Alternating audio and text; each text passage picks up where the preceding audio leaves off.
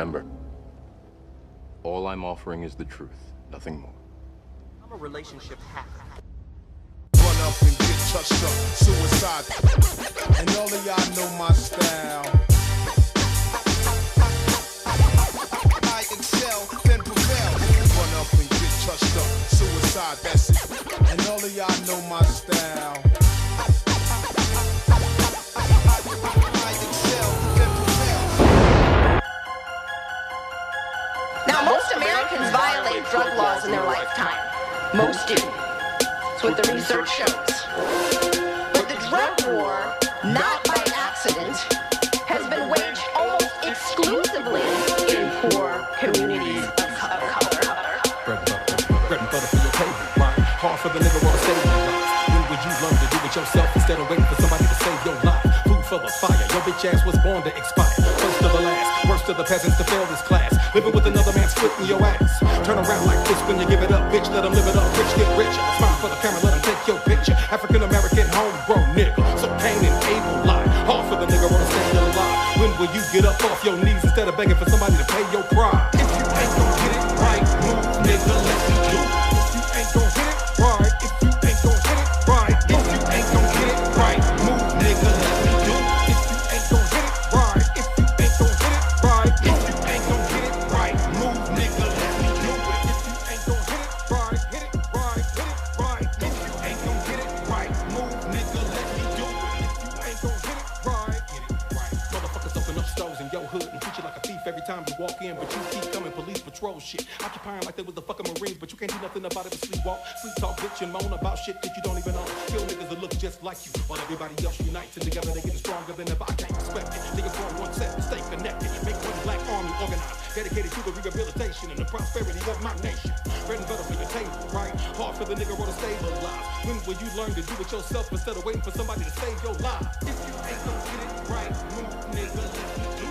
If you ain't gon' get it right, if you ain't gon' get it right, if you ain't gon' get it right, move, nigga, let me do it. If you ain't gon' get it right, if you ain't gon' get it right, if you ain't gon' get it right, move, nigga, let me do it. If you ain't gon' hit it right, hit it right, hit it right. If you ain't gon' get it right, move, nigga, let me do it. If you ain't gon' hit it right.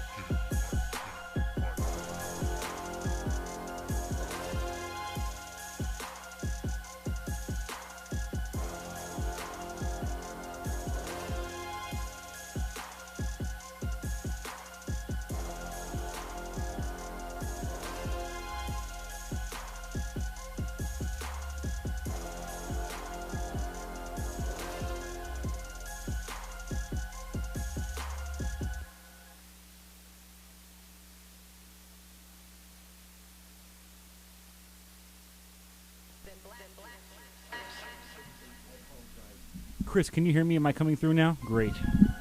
Zoe, we love you, but we want to make sure you're heard. We fucked up here at TradioV, so we didn't hear anything you said. Oh, you guys missed it all? I apologize. Oh, no worries, no worries. Oh, well, we're back. Well, we'll start over. All right? I was basically telling you guys to support Elephant, right? Live free above negative thinking. That's the clothing line. These brothers create their clothing line in the same factory using the same materials as Ralph Lauren, Banana Republic, J. Crew, all of that stuff. You guys got to support these brothers. They're out of New York. Please continue to look out for them. It's a black-owned company. And if we're going to boycott Christmas, we're the Boycott Christmas record. Remember we was playing Truth, Boycott Christmas? If we're going to boycott Christmas, then we should take the same money that we use to infuse into the economy and infuse that into black businesses, right? We played this last year. We played it tough. So if we're going to boycott Christmas, let's try to benefit black businesses. Elephant, live free above negative thinking. ElephantNYC.com. Please support those brothers. Also, Arise Hospitality. Now, Arise Hospitality, office supplies, ink toner, desktop, paper, furniture, break room, technology, hospitality, black-owned business. They get all their stuff from the same place that Staples and Office Max and everybody else gets theirs from. No different If you go to Office, Staples, Max, and you get what is it, Office Max or Staples, and you get a catalog, all the stuff that's in there is right here to Rise Hospitality. Go support those brothers right now, especially if you're a black-owned business. Yo, in a couple of days, the Apple version of the ZoWilliams app will be available. You got to go to mindblowingmobileapps.com. The sister's name is Wanda Trotter. She produced my app. My app is crazy. You can see all the shows, everything broadcast from the app. It's dope. It'll take you to a direct link. You can click on it, go to Dash, go everywhere, man. This sister Wanda Trotter built my website or my app really in 2 weeks, man. If you got a black business, if you have a business, period, you need to hook up with this sister. Mind-blowing apps right now. She did mine. It's crazy. Oh, here's something that's important. I need you guys to go to GoFund. All of this is important. But this sister is in real trouble. And I need you guys to support this sister. Her name is Sharonda. Sharonda. She has a GoFundMe page. And I think it's labeled Sharonda's Medical/Living Expenses. The sister's trying to raise $25,000. She just got out of the hospital. I think she had stage 4 cancer, had several surgeries. And, you know, I went to high school with her. She's a twin. And I was just like, yo, man, I want to help this sister. I want to help this sister. Please help. Stage 3. She was just recently diagnosed with, you know, stage 3. I think it's rectal colon cancer is what she had. And they said she had a 60 to 75% survival rate. Please support this sister. Go to GoFundMe.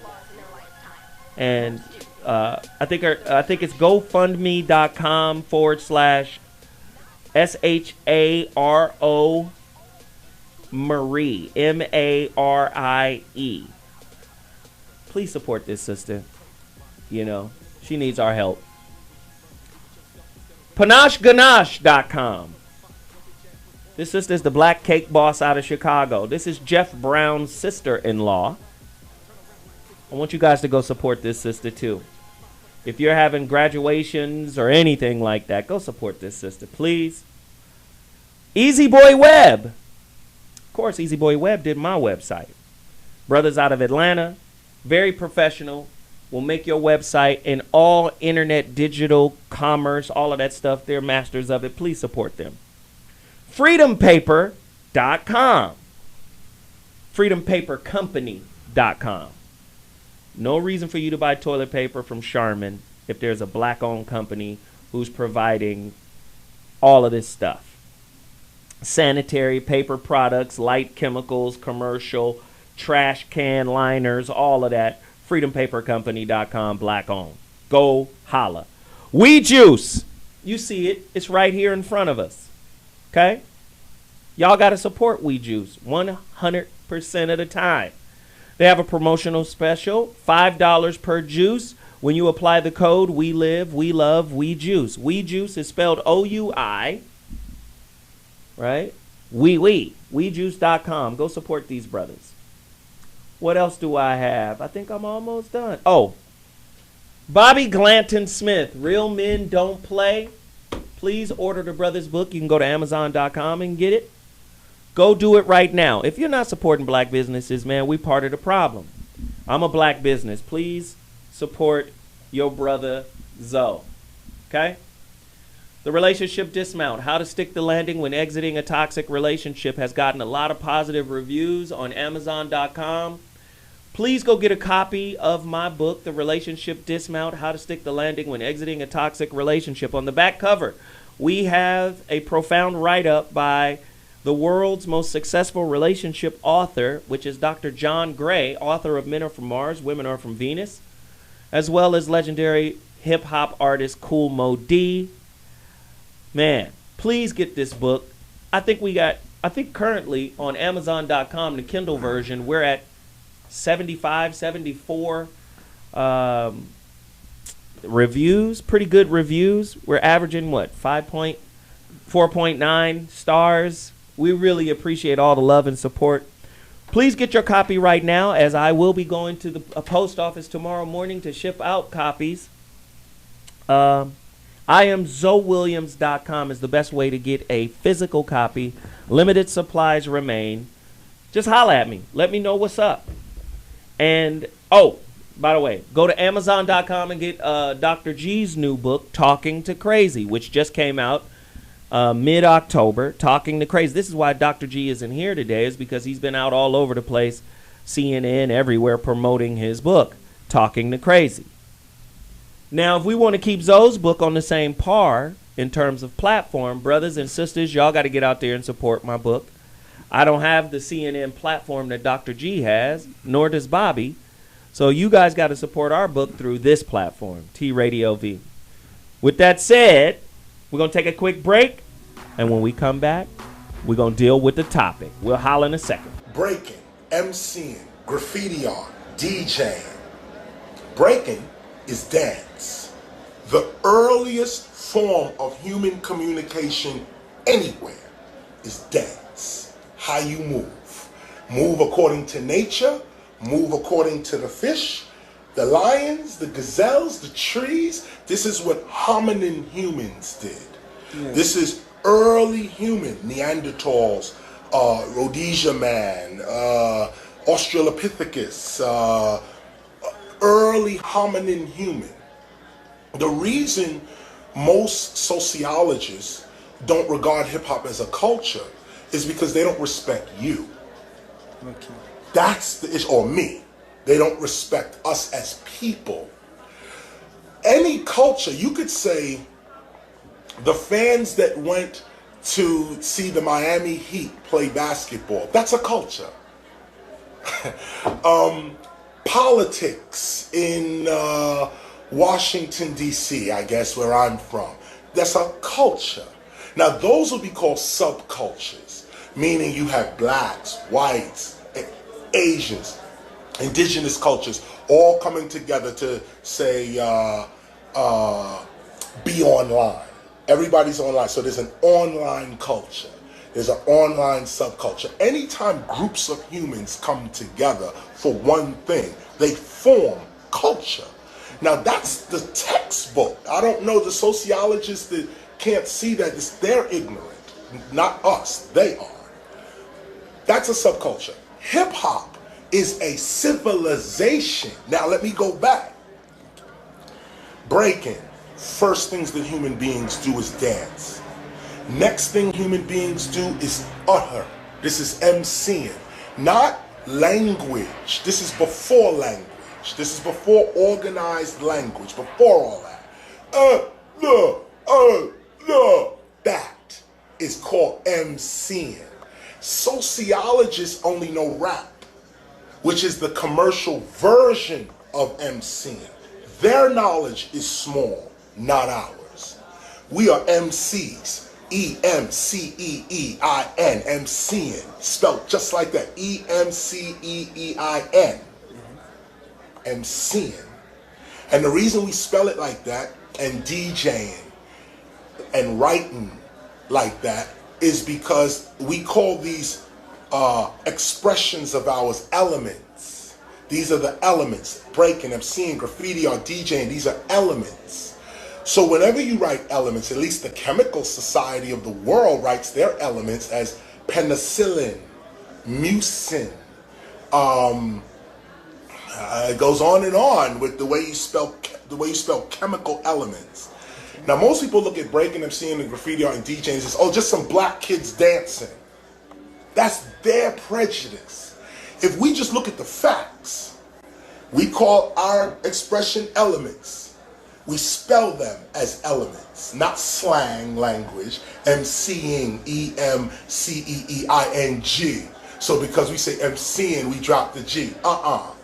We purposely leave the G off because the G doesn't exist. We're talking about elements.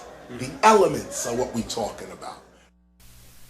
That was one of the greatest MCs of all time, one of my favorites, KRS-One, which is an acronym. Knowledge reigns supreme over nearly everyone. Great, great, great brother, scholar, philosopher, and really he just brings us right to the topic. We're talking about hip-hop's influence, right, on the youth today. Is hip-hop culture and music the world's, or the leader of the world's youth? This show is about the anatomy of hip-hop, an in-depth look at the world's most influential culture. Now, you know how I do. We have questions, so many questions that we want to use to get the conversation started. Typically, we have a full panel here today. Everybody is gone. Everybody is busy. But I brought in somebody whom I know knows music, whom I know knows a lot of people who help shape and create the very resources that young hip-hoppers tapped in order to create this incredibly profound culture. Before I introduce him, let me ask a couple of questions. Why is hip-hop still primarily a male-dominated sport? And the women who do participate, do they represent femininity right in the right way? I want women to answer that question. You know, we do have phone lines here, and if you'd like to participate, typically we have a full panel, so we don't really get to the phone lines, but calls are welcome today. The number to dial is 855-878-4652. We'd love to understand, like, what women think about the female representation. How do you guys really feel about Nicki Minaj, right? And others, right? How do you guys feel about their imagery, their portrayal of femininity? Because we did a show about role models, and whether you want to be a role model or not, once you get on a platform, people are going to follow you. Either going to hate the shit out of you or they're going to love you. So we want to know from women, what do you think about femininity's representation in hip-hop today? 855-878-4652. That's 855-878-4652. We'd love to hear from you. Ladies, do you feel that the image of femininity is well represented within hip-hop music and culture? Are hip-hop artists more influential than politicians? Very interesting question. What would the state of black generational wealth look like if blacks owned every creative intellectual property we ever created? If we owned it. Hip-hop is something we created. What would our wealth look like if we owned that creation? Because we don't own it now. It's not ours. I got questions. You know that. Does modern day hip-hop music encourage anti-intellectualism? Modern day hip-hop, I said. Does it encourage anti-intellectualism? 855-878-4652. That's the number to dial. 855-878-4652. Is modern hip-hop music / culture pro-homosexuality? Yee. That's a tough question. 855-878-4652. Is hip-hop destroying the black community? Now, let me just get out of the questions for right now and introduce the folks that are on the show. On the phone line, we have none other than transformational life coach. You know her. You understand who she is and how she gets down. She's here most of the time, dropping science. Veronica Conway in the building. What up, VC? Hey, Vel. Hello. Hello, everybody. Yeah. Happy Monday to everybody. Yeah. Are you ready to tackle this? This is a tough series of questions, Sure. don't you think? Absolutely. Yes. Absolutely. And in the building, ready to spar, ready to fight, ready to stand for what's right. A real man that don't play. Bobby Glanton-Smith is in the building. Oh, my goodness. What up, B? Greetings from the Stone Age. So between myself, you, and Bobby, we have enough room here to really map out some of the issues that plague hip hop, as well as uplift or elucidate some of the pros of hip hop. Bobby, I asked a lot of questions. What do you think about hip hop as an art form? Well, here we go. Liberally speaking, it would be considered an art form because it's in the eyes of the beholder. I'd rather start off by saying happy birthday to Bootsy Collins and the impact that he's had on the music world, especially hip hop, because I remember a couple of years ago at the North Sea Jazz Festival, his protege, Snoop Dogg, was in the area. He was touring Europe or something, so he hung out with Bootsy for a couple of days. And as I watched the video of Bootsy performing live and engaging the audience in a way that was just mesmerizing and infectious, and I looked at the expression on Snoop's face, and he was like, man, that's what it means to move an audience. And to me, that's the distinction between what is called hip-hop and music. Music speaks louder than words. It's the only thing that the whole world listens to. And the longer I've lived, the more I find that people won't take the time to really get to know a stranger and make him a friend. But the magic of a simple song makes everybody feel they belong. Music speaks louder than words. It's the only thing the whole world listens to. And it governs our behavior. So when you talk about rap, it's all about a flow. It's all about the lyric. It's all about the substance and how those words endure. That particular phrase came from a song by a brother named Wilbert Longmire out of Cincinnati, Ohio, back in 1973. And it's as true now as it was when he coined that phrase. Bobby, are you saying hip-hop isn't music? No, I'm not saying it's not music. It's not the kind of music that has the impact that music was originally designed to have. Music unifies people, or it creates division amongst people. And I think most recently in the last 10 or 15, 20 years, hip-hop has been a more divisive force than a uniting force. Wow. Wow. Veronica, would you like to chime in on that? Yeah, I would say that, hip-hop started out as political.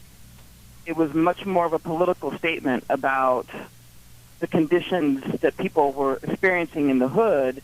It was really kind of revolution music, right? I mean, and it got hijacked, right? It got hijacked by the boardroom because once they understood sort of the viral popularity of it, and once it began to really make money, make no mistake that the suits in the boardrooms re-engineered it so that instead of, because of its power of influence, instead of talking about fuck the police and, revolution, we're talking about bitches and hoes and popping bottles.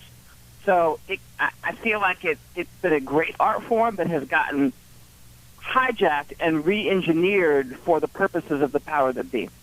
Well, hip-hop is a culture, it's a religion, it is a lifestyle, it is a way of life, it's all of that. And it is the soundtrack of my life, of my generation. Like, you got to think, when hip-hop came out, to speak to Veronica's point about it being revolution, right?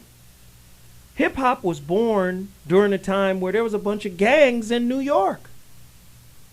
And hip-hop, Africa Bambaataa, DJ Kool Herc, these guys use hip-hop to end gang violence in New York. Right.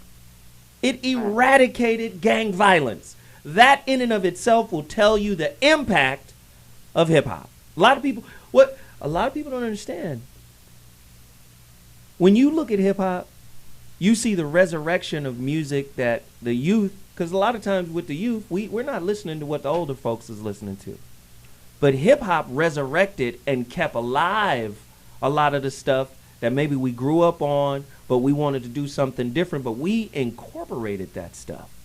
Hip-hop is a very powerful, powerful culture, powerful lifestyle, powerful music. And right now, can anybody argue that it is the most influential form of music on planet Earth right now? No question, and in the most adverse kind of way, because you used examples of the positive aspects of it. That's been so long ago. I struggle to even remember that era and the interface between music and hip hop. But I also know when you look at all of the new forms of behavior that's out here today, they're directly connected to that. One of your questions that with the association with alternate lifestyles and hip hop, and how that encourages people to you know, kind of stretch the envelope and to take on what has become the new norm. When I went from cowboys to girls, there wasn't no mistake about what that meant. Hey, I see you, Bobby. No mistake about it, bro. You know, sunshine, blue sky, please go away. My girl has found another and gone away. Listen. With her went my future. My life is filled with gloom, but day after day I stay locked up in my... See, we had music that dealt with our situation in terms of trying to pull men and women together along a certain continuum that was sustainable. The problem with hip-hop is we done got detoured to the point where that's leading us to our destruction for the most part. Wait a minute, Bobby. Prince is by far the most androgynous motherfucker we've ever seen. Hip-hop don't really claim Prince, but your generation does. Why don't you guys We look at played him? Prince while he was doing whatever he was doing. Prince came out in a G-string. I didn't wear no G-string. But Nobody Prince- I knew wore no G-string. Never did become popular in my part of the world, brother. But it's universally accepted that Prince is a musical genius. Musical genius, but he wasn't the influence that Marvin Gaye was. He wasn't the influence in terms of our sexuality. All right. No, wasn't nobody trying to put on that puff stuff. No. Listen, we got to take a quick break. When we come back, the phone lines are cracking. We want to hear from you, though. Let us know what impact hip-hop has made on your life. All you got to do is get to your phone line, 855-878-4652. You're listening to the Zo What Morning Show on TradioV. That's Radio NTV. Get at us in 2.2. We'll be back. Say, wait a minute. I'm trying to birth and lead my culture. So go back now to the 70s. Malcolm X is assassinated. Dr. King is assassinated. John F. Kennedy's assassinated. Medgar Evers assassinated. And Black Panther Party members assassinated. And then all the other little ones that didn't get the name recognition assassinated. I grew up in that. Hip-hop grew up in that. There's two types of people in the world. Black men and black boys. Black boys is who you see on mainstream television. I want the girl, the big house, I'm driving the car. That's little boy stuff. And any man will let you know, any man knows that. Any adult knows that. Now, I'm not saying that when you're on TV you can't aspire for the good things in life, no doubt. But a man, a real man, he gets on the TV and first, he looks for his kids. Let me make sure my kids ate today. Are they clean today? Did they learn something today? Are they protected today? Before I can even talk to you, is my kids good? It's a man. Is my woman good? Is she empowered? Does she feel like she can breathe? Is she expressing herself? Does she feel loved? What's my woman doing? Most of the rappers you see on TV, they have no woman in their life. They have little girls who are only interested in little boys. So they play little girl, little boy games. I want the guy with the car. That's a little girl, a little boy.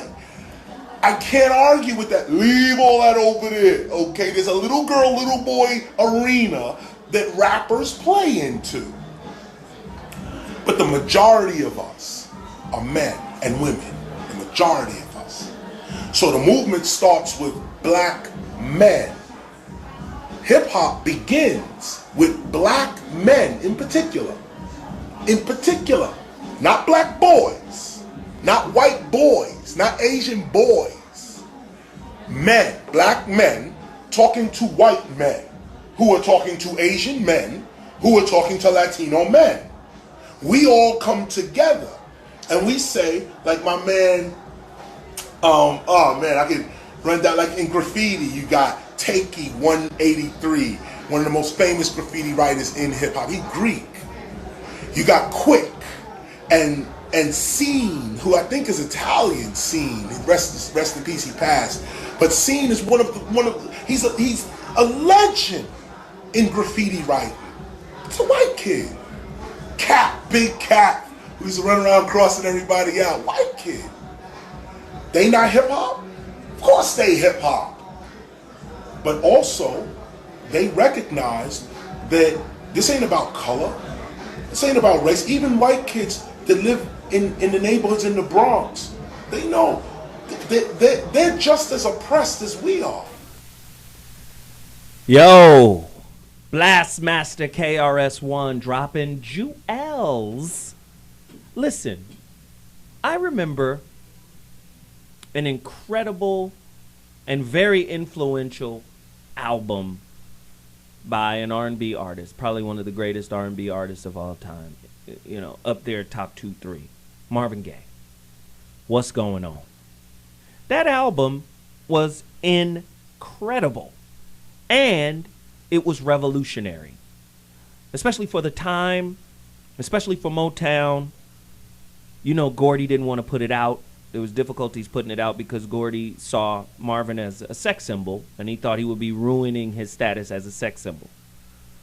But that album, What's Going On, and Save the Babies, what was Save the Children? What was the name of that record? Save the Babies, Save the Children. Just a lot of incredible Inner music. City Blues. Inner City, Jesus. Make me want to holler the way they do my life. You see that? You see? But let me say this, Bobby. For our generation, that would be, It Takes a Nation of Millions to Hold Us Back. Public Enemy.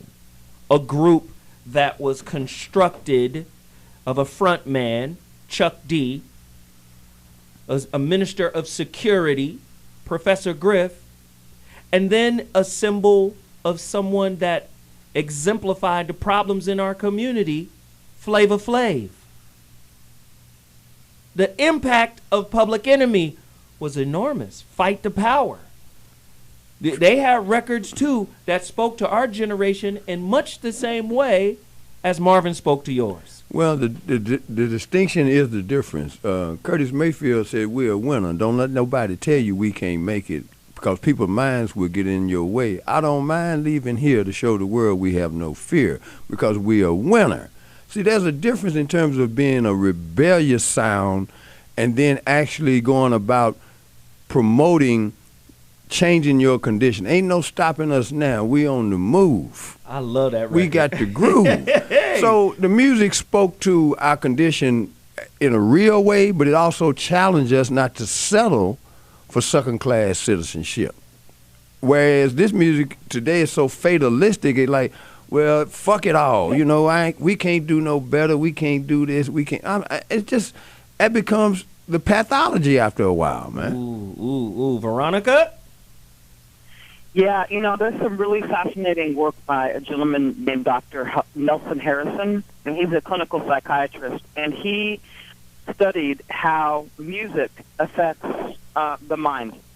And one of the things that he said is that drumming creates a certain beat, but synthesized drumming is a perfect trance inducer. So hip-hop is, by definition, perfect trance music, right? Wow. And so when you open up that part of the mind that is susceptible to suggestion, that's why I'm saying people say, oh, I don't want to be hypnotized. I'm like, you're walking around in a state of hypnosis. When you open up the subconscious mind, it doesn't filter, it doesn't block out anything. It takes all messaging as true and as reality. So if we think about what hip-hop changed into, and the messaging that it was portraying, which is that black men should be high and drunk, they should kill each other, they should sleep with bitches and hoes, they should be proud of being ignorant, right? Those are, and that's all done in music that's like a post-hypnotic suggestion. But I think you can actually look at the culture and, like to Bobby's point, sort of the nihilism and the fatalism of the culture. And I think you can look at, you know, what goes on headphones as having a direct bearing on that. 2 points to that. First and foremost, I agree with you and Bobby with regards to modern day hip hop. Correct. Modern day hip hop. It changed. It changed. And it changed at a particular time. When NWA came, NWA was the counterpoint to Public Enemy. It was the West Coast version of Public Enemy. But only they missed an opportunity. They were doing what Public Enemy was doing in terms of reporting on the condition of the environment they were raised in. But they had an opportunity with Fuck the Police to become revolutionary. Public Enemy was revolutionary right out the gate. You know, that was that New York, that intellectualism, that culturalism. That was big. Public Enemy was the first time I ever heard Farrakhan, ever. And it was embedded in their records. His voice was embedded in their records. What NWA did was they had an opportunity to take control of everything in a positive way. But after Fuck the Police, it was gangsta gangsta. It was bitch don't bite it. They got everybody's attention on a civil and social level of there is a problem with police brutality against black kids all over the country. But after that powerful record, I dare you to find another record from the NWA discography that lines up with the impact of Fuck the Police. So when they started just doing the regular gang banging on whack shit, that opened the door to the South, because the South has its own, I don't want to say niggardry. Why not? But I'm from the South. I'm from Chattanooga, so I know. Right? The South has its own, juke joint type bullshit that should stay in the juke joint, that shouldn't be on the playgrounds, right? So that NWA influenced the South. It influenced the Midwest. And now, as Jeff Brown would say, a lot of the stuff that's supposed to be behind closed doors is now on wax. Speak to that, Bobby. Well, to the sister's point a minute ago, musicianship and music are intertwined for me. And you can't separate music from musicianship. When I went and saw Bob Marley in 1980 at Vanderbilt University, it wasn't no more than 10 people out of 10,000 that were black, all right? But when he got up and said, get up for your rights, the place rocked and rolled because the stage was full of musicianship. And she talked about the percussion, the drive of the drum. It's something about going to a live show that is so invigorating, man, that you forget all of your worries, all of your problems. It doesn't matter if the person standing next to you is from some other culture or whatnot. The music unified people. And I done went to a rap concert, and the first thing happened was my heart skipped a beat because there's so much bass in the building. I'm like, God damn, man. The defibrillator almost stopped. Oh, my God, man. And then it's like the show is about you doing stuff. Everybody raise your hand. It's too many instructions going on. Okay. Bobby, that's call and response. That's who we are. No, that's not call and response. Call and response is I'm telling you, come on with it. You ain't got to ask me to do shit. I'm going to do it on my own volition. You see what I mean? But if the show is predicated on me, everybody do this and everybody. No, I shouldn't have to be told to do nothing. The music drives me to do that. Not the other way around. First off, Bobby, I paid to get in here. I just think you don't like hip hop. No. Have you ever been to a Run DMC concert? No, but what I did, I went and saw Lauryn Hill, and she mixed the both. That's the penultimate for me, is when you can blend live music with a message, because that girl put it out there and said, boy, you better watch out. Have you ever been to a Roots concert? I would live go. Instrumentation. I would go to one. Incredible. Yes. I would go. So I'm talking about the musician. I'm talking about the musician. Without the absence, see, when you got two DJs up there, and everybody else is grabbing the Johnson and shit, I'm like, wait a minute, this ain't no goddamn show. This some burlesque shit right here, man. This is burlesque? Yeah, man, ain't no goddamn concert.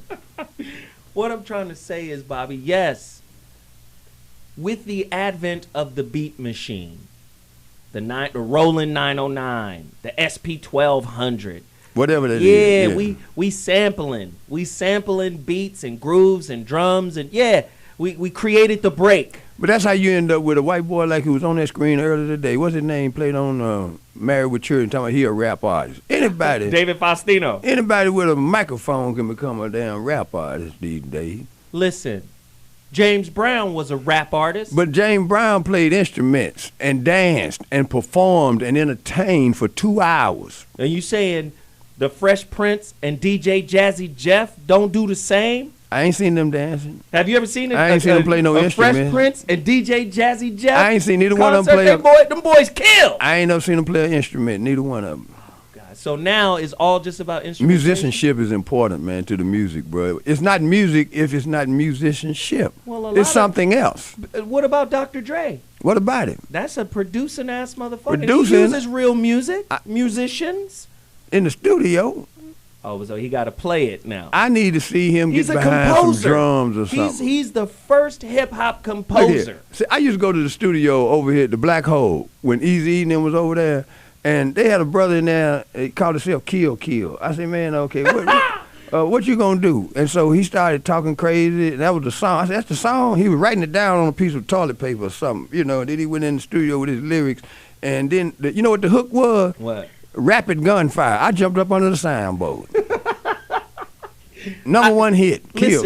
I can agree. I can agree. Today's hip hop, to speak back to Veronica's hypnotic suggestion, the syncopation of the drum, right? When you sample it and it's syncopated, it is rhythmic, it is hypnotic. True indeed. This is why I always said Biggie and Pac were prophets of their own death. Because if you put emotion, intellect, charisma, lyrics, and passion behind a message of death, the crowd is going to get hypnotized by that. And motivated to enact those lyrics. I'll give you an example, man. I sure hope Corey Holcomb releases some music that he you heard Corey stuff. It's coming. Man, Corey got a killer CD that's musically driven, and then you add his comic genius to it. That's what I thought we'd evolve into, where you blended the musicianship with your own freshness. I ain't got no problem with young folks having their freshness, but don't come up with some stuff that is so far from artistry that it just barely defines it's not far as from artistry. Oh my God! It's genocidal and homicidal in nature. Ooh, who disagrees with Bobby? Get to the phone lines right now. 855-878-4652. That's 855-878-4652. At Mind Catalyst 86 says, right now, Bobby is the old dude yelling, "Get off my lawn." We're going to take a quick break and we'll be back in 2.2 seconds. And while the music by Dr. Dre was superb because he was sampling a lot of the old records that a lot of us grew up on, that we were familiar with. See, that's how they get you. When you hear a record that you know, let's say it's an Isley's Brothers record or Stevie Wonder record that meant so much to you as a child growing up, the minute you hear it again, you feel good, but what they did, they started putting negative lyrics on top of it. But by that time, it was too late because the music had already done something to you. That, too, is a form of mind control. If you're watching a movie and it's a sad movie, you know it's a sad movie because you can watch it. But then they play the sad music with it, and it enhances that particular emotion. Or if you're chasing someone down the street in the movie, they're not going to play sad music because then you would be confused. It's up-tempo music, and it heightens those particular scenes in the movie and so forth and so on. This is done by design because music is the only thing that can enter your subconscious mind without your permission. You couldn't stop. If I started playing a drum right now and it was a beautiful drum piece, you would feel it some way, shape, form, or fashion. They know this. So instead of them using just music to enhance and awaken, music can be used to shut you down as well. Or music can be used for someone else's purpose. And we're seeing that now more so with the technology that is available now. When I grew up, I had a black and white TV. That was it. There was no cell phones. There was no ringtones. There were not all these YouTube. And, you know, our children today are facing a different set of challenges. All right? So like I said, I didn't even have a home phone for a while. So that led to personal communication with people. You had to get your communication skills on directly. Hi, how are you? I'm great. Now everything is this with the children. The next generation, they don't even look up half the time. You know, they just do this all day. So it's very, it's not as personal as when we were growing up and things of that nature. But we can't stop technology. All we can do is adjust and mutate with it and use it to our advantage. The technology is not bad. It's how we choose to use it. Keep teaching our children about the legends that came before them, because it's all supposed to be tied into one. All them legends should be up in them executive offices running those labels. Then you have some real good hip-hop out here now, because they wouldn't allow that bullshit to take place. Right. It's like somebody took hip-hop out of its roots and replanted the shit in some hybrid soil or something. You follow what I'm saying? When if it was all connected, it's supposed to go from spiritual to material. That's what the tree of life is all about. But it's supposed to be all connected, not like a parallel universe with somebody else is running. It's not supposed to be like that. You follow what I'm saying? So if it was all connected, you would see quality hip hop. You would see brothers who got something conscious to say, like my man June Cancun, and he sell out. Because people want to hear that information. Because it's an outlet for it. Right. I'm going to say this. Hip-hop is like one big, giant Michael Jackson. Michael Jackson's impact all over the world was incredible. The culture of hip-hop is like that, too. Michael Jackson go to Africa, they put a gold crown on him and name him the king of some village, right? Hip-hop is like that. And I'm talking about hip-hop collectively as a whole. Michael Jackson is a once-in-a-lifetime artist. Once in 100 lifetimes. We don't get Michael Jacksons every year. We don't get that. With every generation, we don't get a Michael Jackson. Hip-hop has the same type of global impact as, say, a Michael Jackson. When you go to Africa and you got Tupac gangs and Biggie gangs, listen, let's just understand what hip-hop is. Hip-hop is like fire. Fire isn't evil in and of itself. It is the wielder of fire, the intent behind the wielder of it. You can use fire to warm a baby's bottle, or you can be an arsonist and burn down the goddamn crib. Hip-hop is like that too. Hip-hop itself, the art form, is neutral. But when you look at hip-hop when it was born in revolution. It was born as a coping mechanism. Go back and check it out. What was happening in Harlem with what's my man? Frank Lucas and the other guy that was selling heroin and just the poverty and the destitution that was there. And then hip hop was born directly out of the civil rights movement. Malcolm was killed, and all of these things were happening. And we needed an art form. And guess what came out of it? Hip hop. So hip hop was born out of all of that strife and actually eradicated gang violence. And all I'm saying is hip hop needs a reset button to where if you look at what's plaguing us today as a community, I'm talking about the youth, hip hop can hit that reset button and can be of service to the youth of today. It can be of service because it has such a powerful impact still, even today. Even today, hip hop has an amazing impact all over the world. If we could just find a way to glorify the immortal techniques of the world. I don't want to, what's my man's name? Yasin Bey? I don't want to call him Mos Def. Is that his name now? If we could glorify Yasin Bey, formerly known as Mos Def, if we could glorify a Talib Kweli, but it's so many of us out there that if we go the route of revolution, if we go the route of inspiration, if we go the route of, I'm going to speak to these youth and I'm going to get David Banner. If we go to, it's so many of these guys out there, but they don't get the notoriety of, say, a Drake. No disrespect to Drake, But Right. what has Drake said that impacts the community in such a way that it uplifts them? That's what hip hop was born to do. Go to her and then, because she hadn't had a shot for a minute. Veronica, speak on it.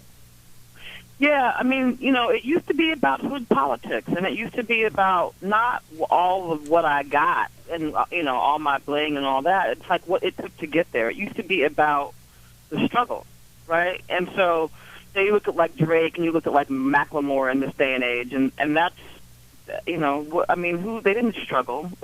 But, wait, Veronica, you saying something really big. Kool Mo D, one of my best friends, that dude just did a record with Macklemore.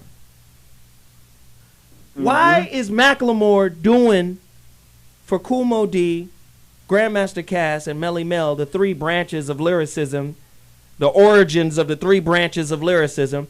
Melly Mel is bombastic, right? This is where you get your KRS-Ones, your Biggies. Talking about the lyrical line, right? Mo D is lyrics. This is where you get your Nas, your Rakims. And then Cass is witty. This is where you get your Big Daddy Kane, Jay-Z's, right? Why is Macklemore saying, I'm going to do a record for y'all because we have to bring y'all in because you guys are the impetus lyrically of the culture? Why isn't Drake doing that? Macklemore, a white dude who shouldn't have got the Grammy. We know Kendrick Lamar should have got the Grammy. But at least the white dude is coming back going, well, wait a minute. I am stealing, usurping, biting, conforming, and infected by this art form. Let me go back and get the legends and bring them back. At least he's doing that. Hey. Smith, finish your thought, Veronica. Well, but I mean, to your point, though, I think, see, it's just like with pro sports. We don't own the game.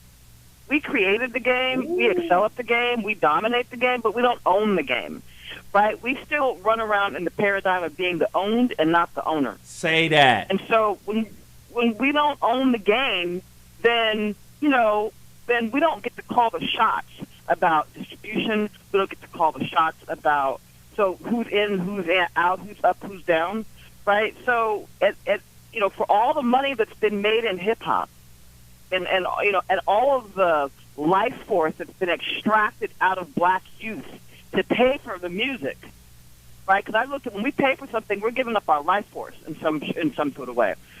You know, why haven't the folks in hip hop organize themselves to own and maintain ownership of their game? And until we do that, we'll always be subject to, you know, whatever the latest trend is coming along and exploiting us, or in whatever way they feel like. So are you telling me that's how it goes? Because you just said something very. Are you telling me that the white consumer base of hip hop, because we know white people buy hip hop more than anybody else, does the white consumer base of hip hop appreciate the culture more than the creators, more than the people? Of course. Wow. Of course.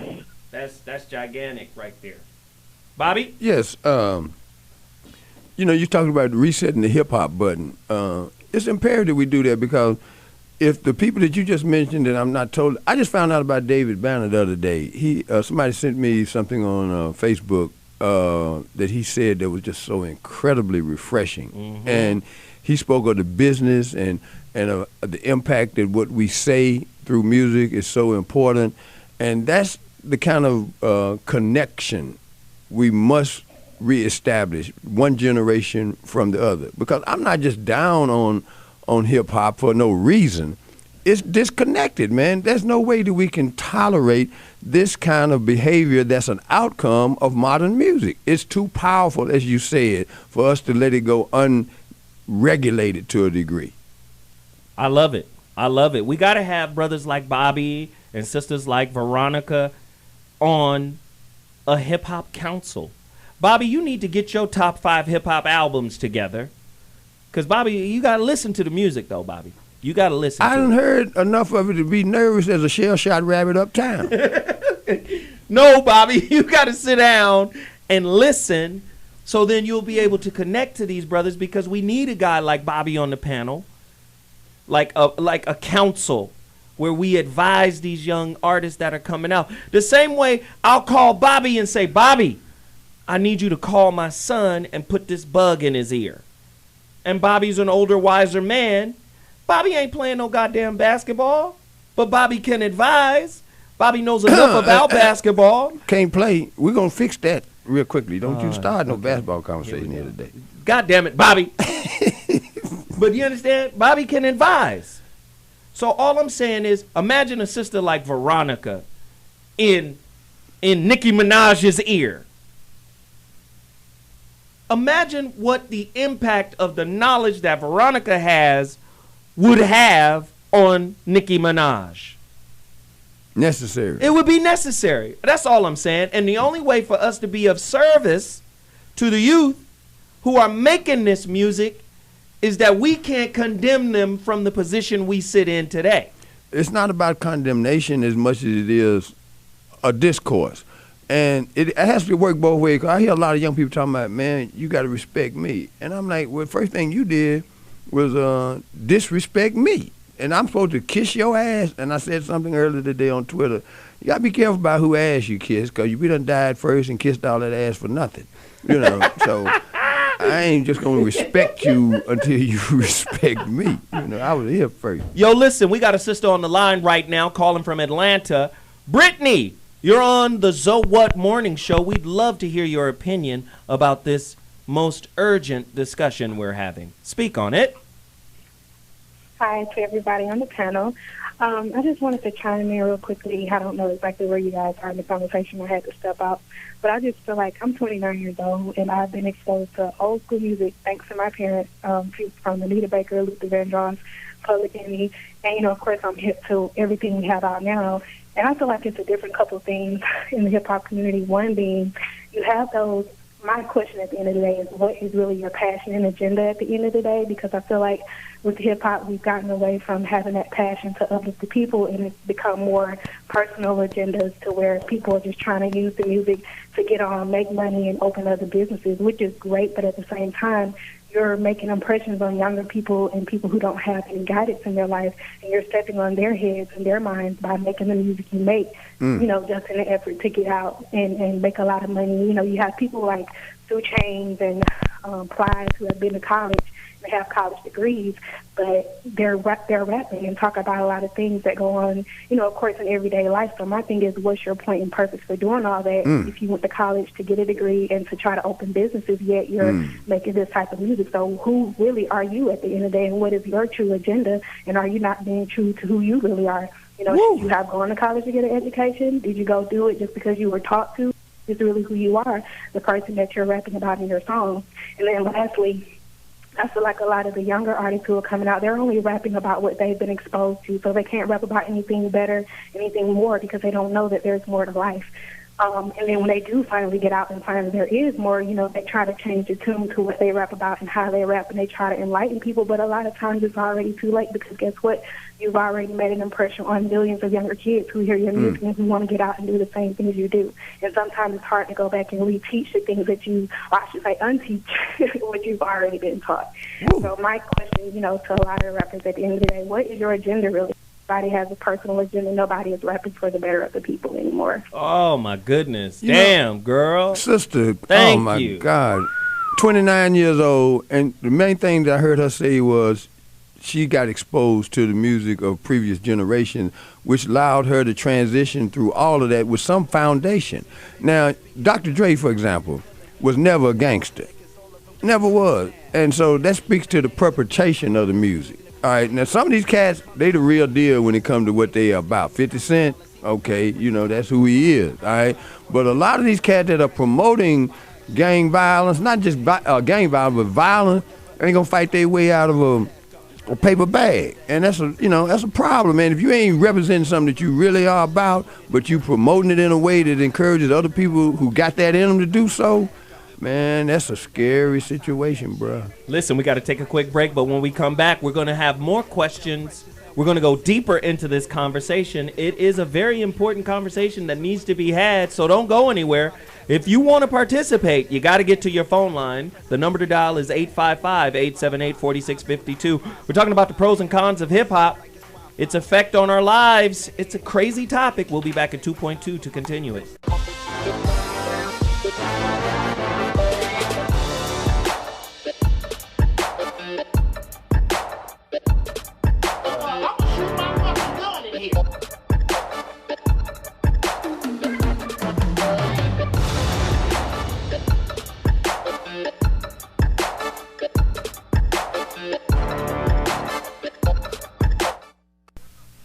Look at the text I just sent you. I was on the phone. Are we live? Yes, Bobby. Okay, I rant with the brother I was just talking to a minute ago. His name is D. Bradley. He's got an album out called The Candy Man. He does a song called Too Much Man to Cry. He's got a song called How Did I Wake Up with a Stranger After All of These Years. The music from my generation spoke to our condition in two ways. Number one, it identified what it was we was going through, and then it talked about how we were going to proactively deal with adversity. The problem I got with music today is it's all about the problem, but nothing about the solution. I was in Memphis a few weeks ago, and I heard this song, and somebody had to tell me who it was. It said, I go from 0 to 100 real fast. And my question is, I thought he said real fast. Either way, he went to 100 in the direction of somebody that looked like me, to do something nefarious to somebody that looks like me. Now, a lot of the internet warriors and gangsters on these digital devices, I got a problem with that because you have turned the guns on your own people. And I don't want to hear that foolishness about what white folks do to white folks, because I'm not worried about white folks. I'm worried about Baby Diamond and Nook Nook now. That's my people's. And we got to deal with the fact that they don't want to accept the fact that poverty is a serial killer. So if you're going to glorify getting rich or dying trying, make it be about something dignified. Make it be about something that you leave more than a trail of blood and a trail of tears in your wake. The music is that important, and that's my rant for the day. I love it, man. I love it. I'm just going to say this. Our creativity in our community should be under our stewardship. Veronica mentioned earlier that when hip-hop left the heart and went to the boardroom, that's when we lost stewardship of hip-hop. When we look at the world today, right? The world today, especially in America, is governed by materialism. A capitalist society creates a narcissistic society, which creates this accumulative society. I got to get mine. Mine over you. You understand? Zero fucks to give. And in a way, hip-hop has been misused to strip the humanity out of the people who created it. Veronica, do you agree or disagree with that assertion? Do we have her? VC, are you there? Hey, yeah. Did you hear anything? Yeah, I'm here. Did you hear what I said? No. I'm sorry. I couldn't. She was on mute. She was on hold. Repeat what you said. Yeah, I was just saying. I was using your example that you mentioned earlier when hip hop left the street or left the hood and went to the boardroom, and I was just saying when it left the boardroom, it created this narcissistic, materialistic kind of mentality that to this day, to this point, has stripped the humanity out of the people who actually created the art form first. Can I talk about how that happened? Because I have some really interesting. I don't think that people know the genesis of that and how that happened. It really changed in 1991 with the advent of SoundScan, right? Because people used to report trends in music by hand. It was manual, right? But then when SoundScan came up, and you could track sales and trends far more powerfully. So even though music executives had tremendous disdain for the genre, right, they didn't understand until SoundScan how much of a economic juggernaut it was, right? They just didn't understand it. So then they decided they couldn't ignore how much money had to be made. So they changed it. So, but the thing is that they had to marginalize everything that criticized the power structure. So on the one hand, SoundScan showed them how much money there was to be made on it, but yet they couldn't. They had to dumb it down because it challenged the status quo. So that's what brought in the rise of like 50 Cent. That's what brought, and then you couple that with like the consolidation of the conglomerate, like Clear Channel. Like there used to be mom and pop stations, and you could have stuff happening in local outlets and local radio stations, and trends happened more at the local level. Everything consolidated. So now you have 5 major entities distributing all the music. So it really has become corporatized very much on purpose. Very much on purpose. Well, let's talk about payola. Because nowadays the record don't even have to be good. If you got some money, you could pay for a top 10 hit. You could pay for a number 1 hit. Is that right, Bobby? It's always been that way. And the thing that's interesting about the direction this conversation is taking right now, it takes courage. It takes commitment. It takes a sense of purpose to do what needs to be done right now. And I'm encouraged by some of the people that did the right thing along the way and remained true to their art form and to their people in the process. And we have to find a way to shift the focus on those people. I don't care what we got to do, man. We got to enrich and encourage the people that are putting out quality music that I've never heard of. You mentioned some of the names, the David Banners and those kind of people. Yeah. Man, we got to snatch the mic from these folks that got us ready to kill each other, man. Yeah. That's just it, man. Yeah. I mean, because it's easy. This is how America and the 1%ers of the world keep power. I've said this before. We're going to give the population stereotypical black and white thinking. This is good, this is bad, this is right, this is wrong. They're black, we're white, this is racist, we're better, they're worse. We're going to keep them in black and white thought process. Why? Because while we're fighting over the stereotypical good and bad, they're consolidating all of the world's resources and running the world. That's how they stay in power. And let me tell you another way to do it. Black and white, blood and crip, Democrat, Republican, the 1% will go behind the scenes and fund both sides to their end. Mm-hmm. They will fund both sides of what looks like pretty clear sides. But no, we created the sides so you could choose one because we taught you to think in black and white. And while you're fighting over a cause that's meaningless, we're reaping all of the benefits behind it. So guess what happens? We could get rich off of the black community listening to a hypnotic form of artistry that keeps them subjugated, that keeps them chasing a dollar, chasing a dream. That's right. You understand what I'm saying? That's an amazing, listen, that's what the CIA does. But it's a flip side to that. If we choose to, like they say in Mission Impossible, if you decide to take the job. David Banner is a graduate of Southern University, right? I did a little homework on the brother, man, and I'm really impressed with his get down. And the school that he attended, Southern University, is a model of possibility in this way in terms of not only changing the narrative, but also capitalizing on the economy of music. Southern University's band was paid almost $1 million to perform at the University of Georgia. And they turned that place out and exposed white people to a form of entertainment they heretofore hadn't experienced. And guess what? The phone is ringing. Other major schools are calling Southern. They're going to call Grambling. They're going to call Tennessee State. They're going to call Texas Southern. Yeah. And we can begin to commercialize musicianship because it's no accident that brother is musically conscious, because he was exposed to a foundation of instrumentation. All right. Yeah. So it's important to introduce young people to musicianship so that their artistry will last for a lifetime. Right. I like that. Listen, we got phone callers on the line right now. Let's go to Brooklyn, New York. Chris from BK. What up, Chris? Welcome to the So What Morning Show. Yes. Hey, Zo. How's it going? I'm good, brother. Thanks for calling in, man.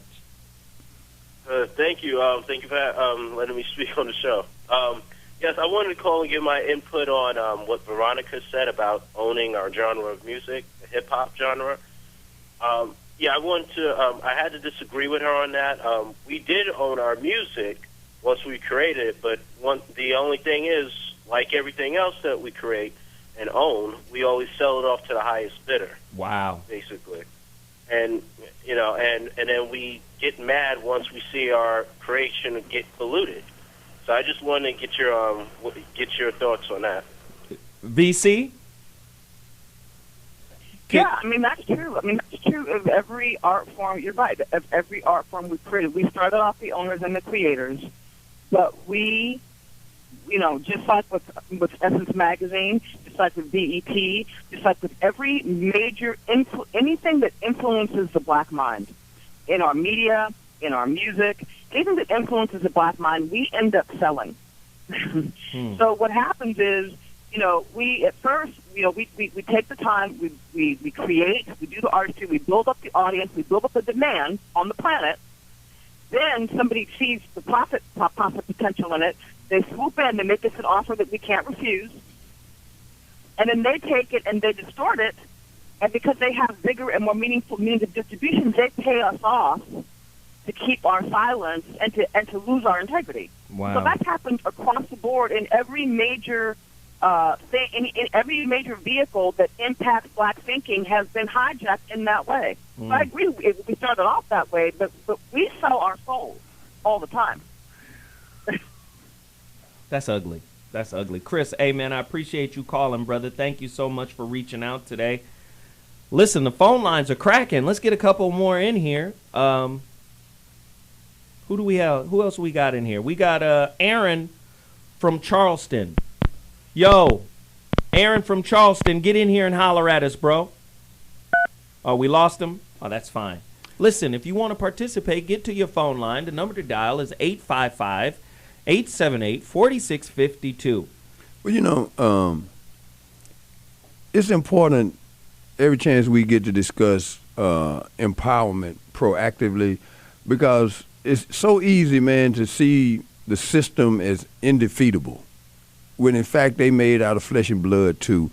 And I continue to believe that they're flawed, more so now than ever before. We're not the only ones dysfunctional. I was in D.C. in the Rayburn building while they was having the Benghazi hearings last Thursday, and the National Black Contractors Association had a congressional breakfast. So they was shuttling in and out between our event and the Benghazi hearing. And this white man got up and said the truth. He said, man, this place is so jacked up right now, I don't even know why I bother to even come to work.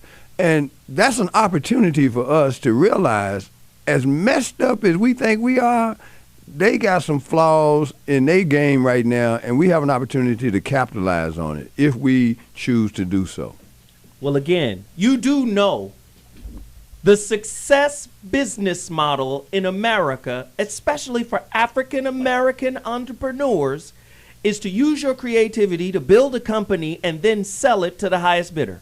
There's nothing wrong with that, as long as you keep taking that money and turning it back into new, innovations. But just remember. But we don't do that part of it. But just remember, when we're talking about the transference of generational wealth, it's hard to transfer generational wealth when every time you create something, you sell it. It's hard to do that. But if you invest in that new blood, though, you see what I mean? Instead of just buying another mansion. I see what you're saying, Bobby. Another but Bentley. If I invest in the new blood, but he's using the same business model of build a business, then sell it, where does the generational wealth come from? But this was the first time we had generational wealth, though. When we look at these rich white kids, like Johnson & Johnson, right? Them kids who, the heirs of Johnson & Johnson, or the heirs of Walmart, or the heirs of J.P. Morgan, or the heirs of Chase, or the heirs. These motherfuckers still own the brick and mortars. I can't argue with that. And this is how they got generational wealth. I can't argue Every time we build a BET, we sell it to Red Sumner. Well, we didn't buy it, though. It was up for sale. Or what's his name? Sumner, Redstone, Sumner, whatever his name is. That's right. We didn't buy it. That's right. It was for sale. We didn't buy it. Yeah. We could have bought it. We didn't buy it. Yeah. All right. So listen, we got to take a quick break. When we come back, we're going to finish this, goddammit. The word nigger, Nigger, has about 6 different etymologies: Spanish, French, English, Roman, Sanskrit. Also, India, some of the oldest languages, have this word in it as well. And of course, African, 6. All of them judging or having an opinion of these specific people. Some say they're dark like night. Some say they're dark like the ground. Some say they're dark like this. So all of it becomes an opinion of us. But none of these names actually define us accurately. It doesn't define us. It's what all these other people are defining us as, and they're coming from their cultural etymology. Spanish etymology is not the French etymology. French and English and Latin can find. Spanish takes it even go back to Sanskrit. Because the Spanish came through Latin, and Latin is also heavily influenced by Sanskrit, the Indian language, Hindu texts, what they call the Divine Nagari. That language has so many words. Actually, they have the word nigga in it. And actually, Naga is a Buddhist demon god, actually, that walks with Buddha and protects Buddha and protects the knowledge. They call them Nagas. It goes so far back. Nigga is one of the first words humanity ever said. And this is why Europeans are trying to take the word and make it into something evil. And we, being trained by Europeans, then say the word is evil because we're getting our value system from white races. But if we really do the etymology on the word, first of all, it comes from the word negus, meaning king. And because you conquered Ethiopian kings and wanted to constantly keep them low, you made the word negus lowly, disgraceful, this, that, and the other. It's like 100 years from now, somebody call you rapper. And you're like, rapper? Don't call me rapper. I ain't no rapper. You know, it's the same way we doing now. They calling you king. When they say nigger, they're calling you king. But because it's coming out of a racist mouth, you cringe up and say, I don't want to be a king. I ain't no king. And they got you right there. At the same time, which is what we call the term of endearment, using the N-word was almost like hip-hop's way, and hip-hop has a way of doing this. You have to remember nomenclature, slang. We take stupid and make it dope and make it positive, so to speak. What happens is what gets lost in language and gets lost in translation is as you leave your neighborhood, the average person doesn't know each neighborhood slang. So the problem that we really feel is it is more generational than anything. And I say this, I, out of natural instinctive respect, don't use the word with anybody that is older than me around them. If I walk in a room, my grandmother's got some people in there, I automatically turn that off out of respect because there's an emotional connection to that. On the other hand, which I try to say to those that are older, it's very hard to translate an emotional connection because the kids that came up after that didn't feel what that is. So it doesn't mean we're not aware, it doesn't mean that we don't respect slavery and what our ancestors went through to get us here, but psychologically and emotionally, we don't feel what you felt. And I mean, listen to what these brothers are saying. Hip hop is a university. Listen, my uncle Ben told me something that was hella powerful. Because, you know, my Uncle Ben was, back in the day, he was 19 years old. He was at UCLA. He's in his late 60s now. He studied engineering at UCLA. And what he was saying was, he said, Neff, make sure your boy, because my son is at Auburn and he's studying business. He said, hey, business is great. Okay, but make sure he studies something that's going to guarantee him bread all over the world. Science, right? And engineering, math, all of that is going to make sure he gets bread all over the world. Not just in America, but all over the world. They're going to need some type of engineer, some type of scientist, you know, some type of mathematician. They're going to need something like that all over the world. And he said, please don't have him take something like sociology. He said, because first off, to be a black man in America, you are born a sociologist. Because any black man who, he said, who hasn't had any kids or who hasn't gone to jail, that's a social engineer. Because he learned how to navigate. And then he said the flip side of that is any black man who has had kids and who has gone to jail has learned the opposite lesson. He too is a social engineer. He said there's no better social engineer on planet Earth than black men and women. Because in order for us to navigate through a society that is not designed for us to be successful, we must become social engineers. We're that by default. I thought that was pretty profound. Very true. Hip hop has the ability to become the real university of African Americans if we start to glorify the people like Chuck D, the people like David Banner, Nas, you know, the guys who, and I'm not saying every record has to be serious, every record has to be a textbook, but I'm saying when you take, say, KRS-One's Blueprint album, and you look up that record, Why Is That? And that man broke down the genealogy of the Bible. If you a preacher and you ain't heard that record, you disrespecting your flock. I'm just saying, hip hop is a tool that could radically change the thought process of the people who listen to it. Bobby? Here's a couple of musical examples of the power of music. Say it loud, I'm black and I'm proud. You will never see a drive-by shooting done to a love song. There's a reason. There's a reason. On, you know, you ain't gonna hear no My Girl and Rat-a-tat-tat at the same time. It just ain't gonna happen, man. Music is that important, man. And the stewardship has to be accompanied with accountability. Right. And so many of these young folks that have put a song out, they don't understand how reckless they're really being, particularly when they not really about that. Okay, they not really about it. Somebody mentioned earlier that 2 Chainz is a college graduate. With a name like 2 Chainz, he'd be the last person in the world you would suspect is formally educated. All right, so it became so profitable to perpetrate being a gangster that you're pitching that message to people who are receiving that message on a serious tip. On a serious tip, because I be watching the behavior of young people when they got their headsets on. I can tell pretty much what they listening to by the look on their face, But man. you could tell 2 Chainz took advantage of the stupidity of the listening audience. That was a strategy. That's right. He knew he couldn't make an intelligent record for he could have made one, but it would have took more time. No. Yes, you can. Hear what I'm saying. I'm not saying it's impossible to make a record that's intelligent. What I'm saying is it's not as profitable to do so. And if you speak into a fan base who is not listening for intelligence, they're listening to clap their ass. They're listening to drop it low. If you're catering to that group, he made an intelligent, strategic move.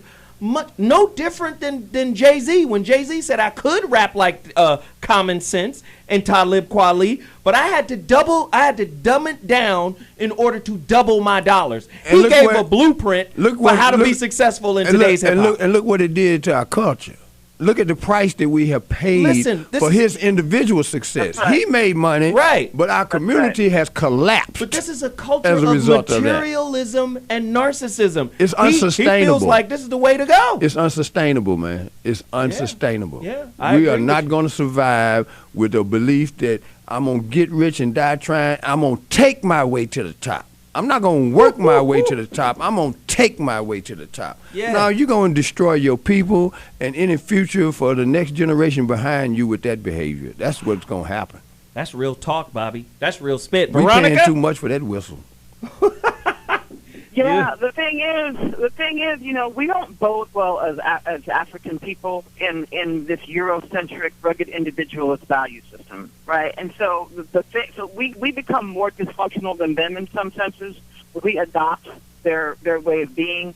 So I think we have to move back into our political revolutionary roots, and that's true of any platform that we have dominance in, whether it's hip hop or film. You know, we have to reclaim our stuff. But that will require a vision beyond our own immediate selves, our own immediate pain, our own immediate need for survival. We would have to have a vision for the community that's bigger than that. Because I promise you, if we don't have a vision as a community, someone will impart theirs to us. And that's the thing, is we're living inside of somebody else's vision. No question. Curtis, that's what this is. I got a challenge real quick for all of the young people out there who are into the spoken word. Somebody get me a hook. Poverty is a serial killer. Damn. Build a song around the fact that there are 4 million jobs coming available by 2020 that will be paying anywhere from $1,500 to $2,000 a week for folks that are willing to work in construction. Wow. We've got Curtis on the line from New York. Curtis, holla at us, man. Yeah, peace. This is Curtis, New York. Yes. Welcome to the Voice, the Zo What Show. Thanks, brother, for calling in. What's happening? It's a pleasure, first of all. I love your show, man. Watch it every Monday. You're on live stream, getting busy. I want to talk about hip-hop, the beginning of hip-hop, basically, and try to connect where Bobby's coming from and what's supposed to be going on now. Go ahead, brother. You got it. Big. All right. Hip-hop itself has a mantra, and it's based on peace, unity, love, and having fun. This was put about by African Bambaataa when he saw what we was coming from. And we was coming from soul songs and break beats and older songs, jazz and funk. And it wasn't just that. It was also the love that we really had for each other where we couldn't express it. This was our move for expression. We tend to mix rap with hip-hop, and that's where things get out of hand. Because rap came from people wanting to express themselves more about what they had or what they didn't have and try to aspire for more. To what you see now. What you see now is people that have given up or want to glorify their drug abuse or whatever. We had a message that said, we don't want to do drugs. We don't want to fight each other. We had a message of peace, unity, love, and having fun. And people did drive-bys to funk records first. It's not a thing of what the music was playing. It's a thing of the dilapidation of the environment, the spirit of the people, and what their hopes were for the future. Once they took the music out of the schools, there was no musicianship. So people started banging on tables and beatboxing in the corners and things of that nature. So we formed our own musicianship. It is the language and the expression of the have-nots is what I'm saying. And when a person has and they don't know what to do with it, remember, hip-hop is only 41 years young. You just gave money, just gave a 41-year-old man a lot of ticket and never knew anything about money. So he doesn't know anything about generational wealth. He spends his money frugally and suffers in the end. The only way to do to basically bring it back is to listen to people like Claude Anderson, to listen to people like Boyce Watkins and your show and things of that nature, and put things together where we can form a brain trust. We can start to get things online. And there's good artists out there right now that's doing it. Rise Cos, Blue, Sky Zoo, the whole Duck Down. There's a lot of artists out there that are really doing and showing and proving what progressive hip hop is about. But they don't get that. They don't get that exposure in their advertisement. You know what I'm saying? Wow. Hey, brother, I appreciate you, firstly, for hanging on and then delivering that bomb. We appreciate you calling in and sharing that information, man. Thank you so much. Oh, that's peace. I'm a little starstruck right now. Good money, man. ZoWilliams all the way. Word up. 50 all the way. Peace. Word up. Thank you, sir. Listen, we got to take a quick break, but when we come back, final thoughts. It's how we do. Zo What Mornings, TradioV, that's radio and TV. I'll be back in 2.2. What I'm going to do is take this downtrodden look and make it fashionable, which is the genius to that on a certain level. So, but on the other side of it, being stuck there and glorifying it is where the problem comes, because the thing that we worship and idolize in the hustler from an emotional standpoint, not spiritual, but from an emotional standpoint, is we understand the plight, we understand the journey, we relate to the materialism that goes with it. We also understand simultaneously but you're killing your neighborhood while you're doing this, so we can't really root for you. So at the same time, the kids that are coming up watching these drug dealers and these hustlers, the guys that have all the material accolades, at the end of the day, we're not seeing enough of the quote-unquote doctors and the lawyers. And I remember, again, the Huxtables coming on and all of the flack that they got saying that that's not reality. It still goes to that thing about our scope. There's way more of us in college. There's way more of us doing good. If you broke down just hip-hop right now, you would think that 90% of black America is hustling, selling drugs in a strip club, and that is just the infinitesimal side of the equation, because in New York, the trains are packed every single morning with millions of people going to work.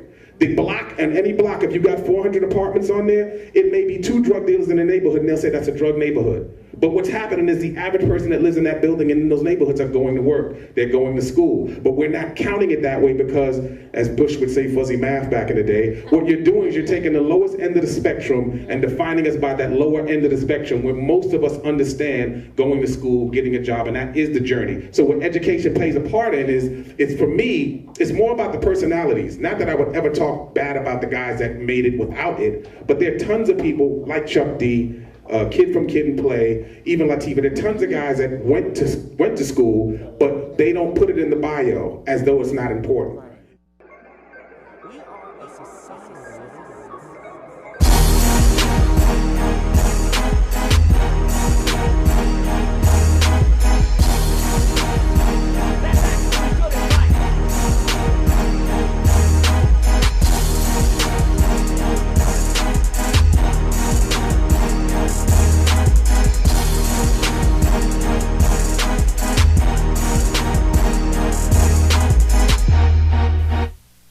So, as is commonplace, I come in with Zoe's final thought. Listen to this.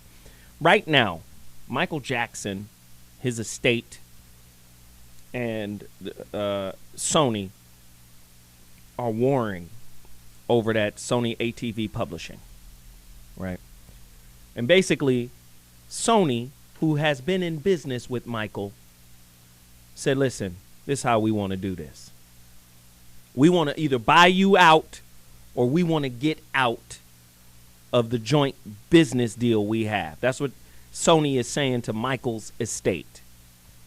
If they buy Michael out, this is why I always tell folk, like, y'all don't understand how powerful that dude was. And when you really look at the events that have happened in the world, especially in America, none of them are clear-cut events. 9/11 wasn't clear-cut. JFK wasn't clear-cut.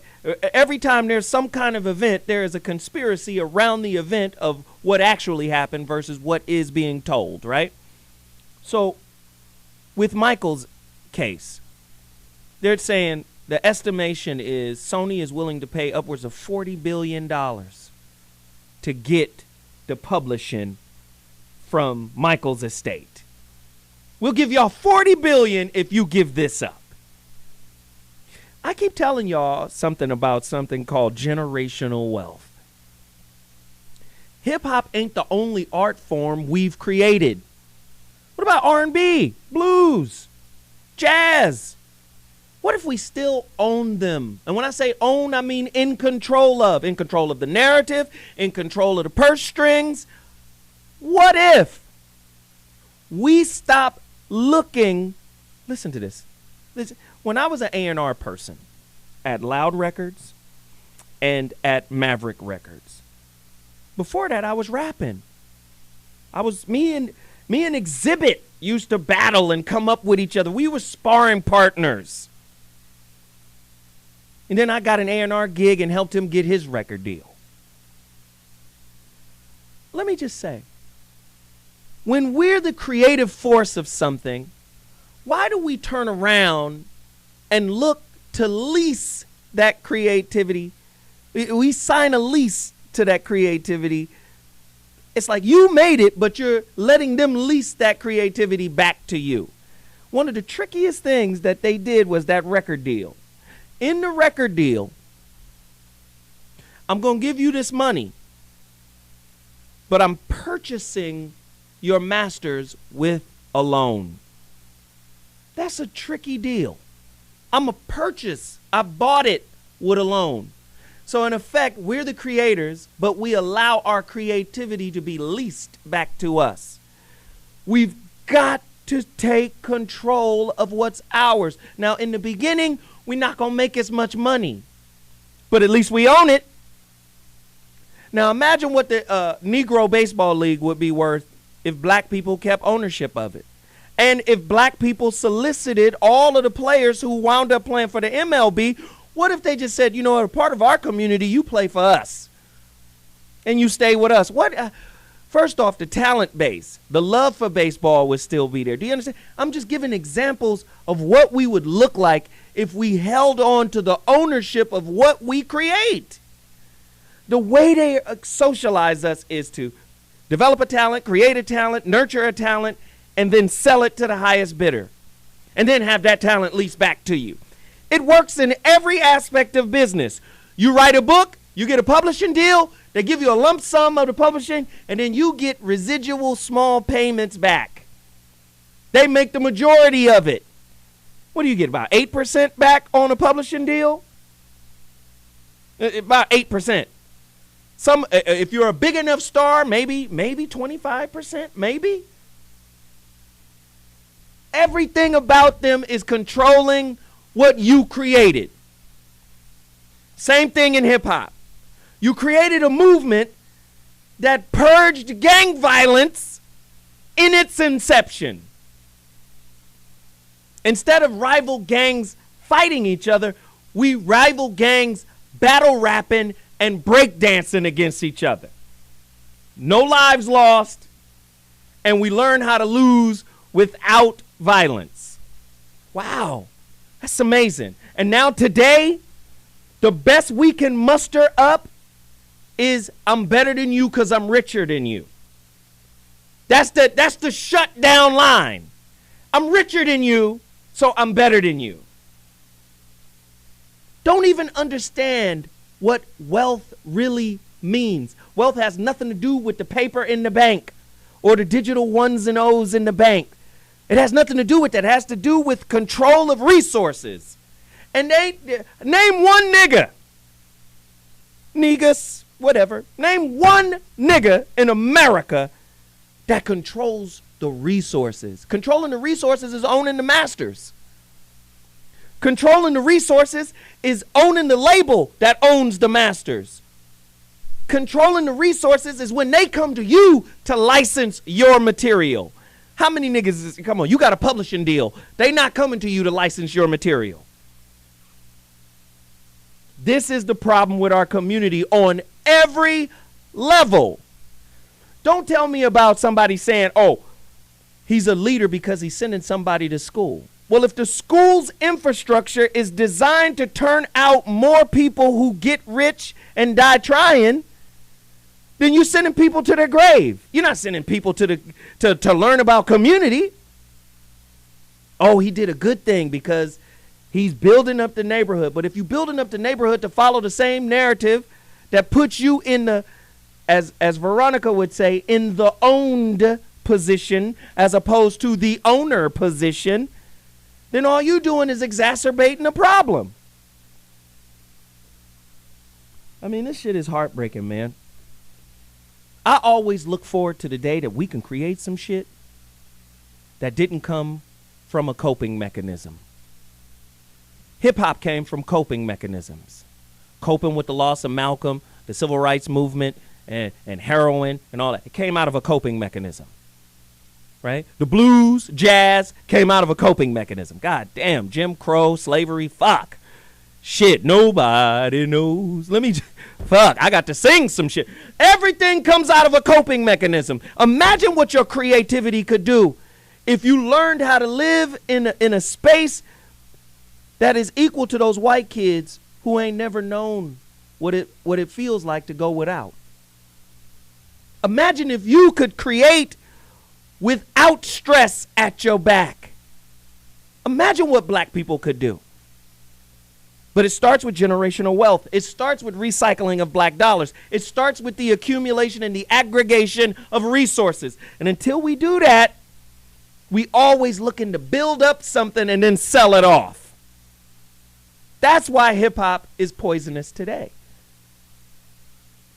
With that said, that's my final thought. I want everybody to come out and support Bobby Glanton's book, Real Men Don't Play. I want everybody, where do they find that? RealMenDon'tPlay.com?